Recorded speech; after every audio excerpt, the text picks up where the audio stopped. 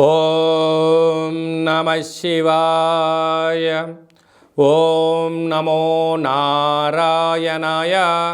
ఓం శ్రీ స్వర్ణాకర్షణ కాల భైరవాయ నమో నమః. ఓం శ్రీ నరదృష్టి నివారణాయ నమో నమః. అతిక్రూర మహాకాయ కల్పాంతర దహనోపమ శ్రీ అష్టకాల భైరవ దేవతాభ్యో నమో నమః. హరి ఓం.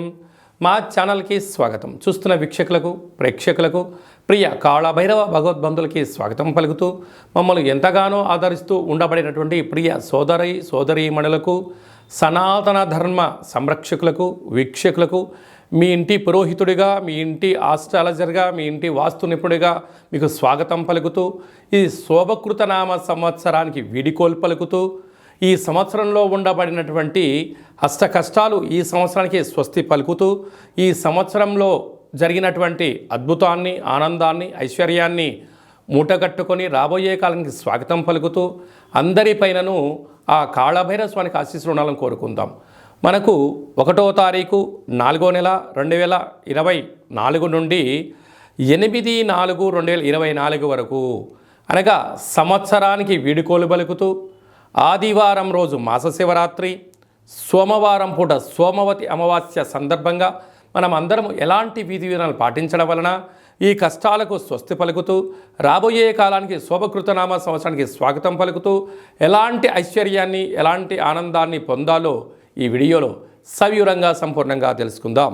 ద్వాదశ రాశుల్లో గ్రహ గమనాన్ని కూడా ఒకసారి వీక్షింపచేద్దాం. మేషరాశిలో బుధుడు మరియు గురు సంచార స్థితి, కన్యరాశిలో కేతు సంచార స్థితి, కుంభరాశిలో కుజుడు శుక్రుడు శని సంచార స్థితి, మీనరాశిలో రవి రాహుల సంచార స్థితితో గ్రహ గమనాలు ఈ విధంగా ఉన్నాయి. మీనరాశి వారికి వ్యయంలో శని సంచార స్థితి, ఒకవైపు ఏలనాడు శని, రాశిలోనే రాహు సంచార స్థితి ఉండడం వలన ఎరుపు రంగు గాజులను, పసుపు రంగు పుష్పాలను, నీలం రంగు కలిగినటువంటి చీరను ఏర్పాటు చేసుకొని గృహదేవతల పూజ చేసుకొని గ్రామ దేవతలకు శిరాసారను వడిబియ్యాన్ని ఏర్పాటు చేసి చాకలి వారితో దిష్టి తీసుకొని ఈ పదార్థాలు వీరికి దానము చేయడం వలన వాస్తు దోషము, నరదృష్టి, శని యొక్క ప్రభావం తొలగి ఐశ్వర్యం, ఆనందం మీ సొంతమవుతుందని చెప్పి గమనించాలి. ఈ తెలుగు సంవత్సరాది చివరి మాస శివరాత్రి, సోమవారం అమావాస్య, సోమవతి అమావాస్య సందర్భంగా మనము ఈ సంవత్సరంలో ఉన్న కష్టాలను ఎలా స్వస్తి పలుకుతూ ఎలా స్వాగతం పలకాలి అన్నట్లయితే వీలైనంత వరకు గృహాన్నంతా శుద్ధి పెట్టుకొని వీలైతే పెయింట్స్ కానీ రంగులు కానీ వేయించేసుకొని నూతన వస్త్రాలను మనం ఏర్పాటు చేసుకోగలగాలి. అదే కాకుండా ఆదివారం రోజు మాస శివరాత్రి మహాదేవుడికి యథాశక్తిగా పంచామృతములతో, గరికెతో, నవధాన్యాలతో యథాశక్తిగా అభిషేకం చేసుకోవడం. ఎందుకనగా మహాశివరాత్రి అంటే వచ్చేటువంటి మొట్టమొదటి మాస శివరాత్రి అవ్వడం, తెలుగు సంవత్సరాదిలో శోభకృతి నామ సంవత్సరంలో చివరి మాస శివరాత్రి అవ్వడం, అలాగనే చివరి అమావాస్య అవ్వడం. అంటే మనము ఈ చివరి అమావాస్య అవ్వగానే మనం ఏం చేస్తూ ఉంటామయ్యా అంటే మనకు పొలాల అమావాస్య అని, కొత్త అమావాస్య అని, అంటే ఒక్కొక్క ప్రాంతంలో ఒక్కొక్క రకమైన పేర్లు పిలవడం జరుగుతూ ఉంటుంది. కనుక ఎవరి ఆశీస్సులు మనకు ఉండలేకపోయినా పితృదేవతల యొక్క ఆశీస్సులు మనకు శ్రీరామ రక్ష, గ్రామ దేవతల యొక్క రక్ష మనకు శ్రీరామ రక్షగా భావించగలగాలి.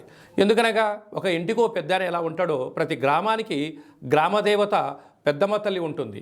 రాయలసీమ ప్రాంతంలోనేమో పోలేరమ్మని, ఎల్లమ్మని, పోచమ్మ అని చెప్పుకుంటూ ఉంటాం. అదే మనం ఆంధ్ర వైపు వచ్చామనుకోండి నూకాలమ్మని, పెద్ద పెద్ద కార్యక్రమాలు అమ్మవారికి జరుగుతూ ఉంటాయి. మనకు తెలంగాణ రాష్ట్రానికి వచ్చేటువంటి లోపల మైసమ్మని, నల్లపోచమ్మని, విశేషంగా బంగారు మైసమ్మ అని చెప్పి పెద్దమ్మ తల్లి అంటాడు. అంటే ప్రాంతం ఏదైనా భావము ఒక్కటే, అమ్మవారు సహస్రాది రూపాలలో ఉంటారు.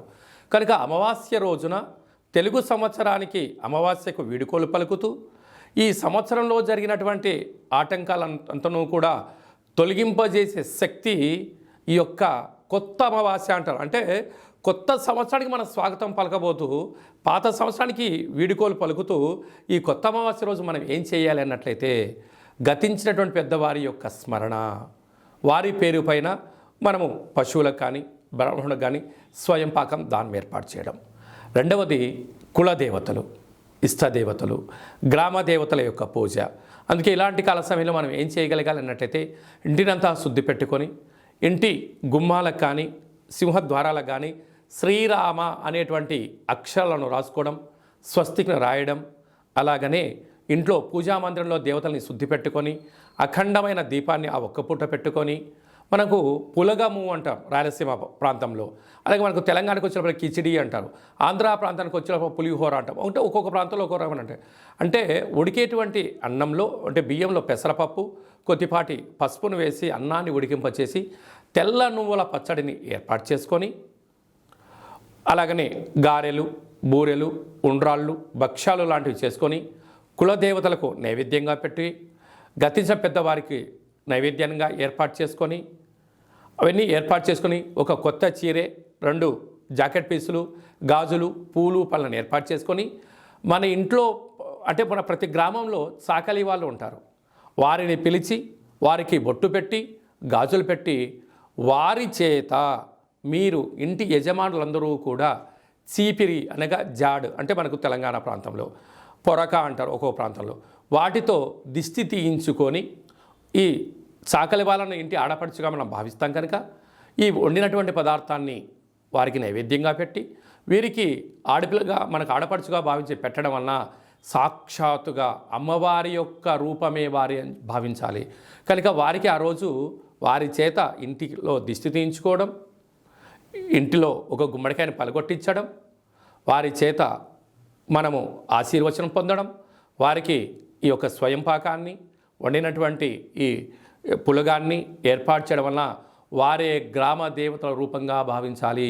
ఇచ్చి ఏర్పాటు చేసినట్లయితే మనకు పట్టినటువంటి శని, మనకు పెట్టినటువంటి దరిద్రము సర్వము తొలగిపోయి సంపూర్ణంగా ఐశ్వర్యానికి రాబోయే సంవత్సరానికి స్వాగతం పలుకుతారని చెప్పి గమనించాలి.